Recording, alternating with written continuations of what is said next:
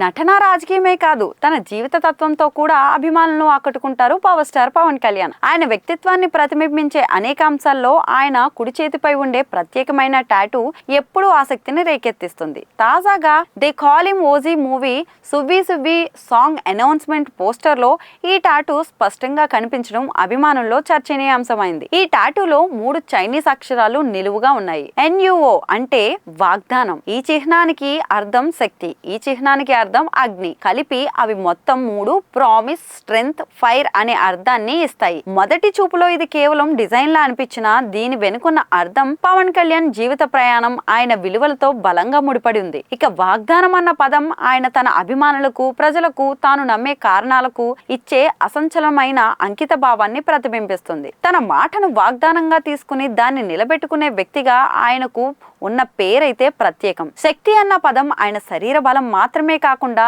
అంతరంగ ధైర్యాన్ని కూడా సూచిస్తుంది.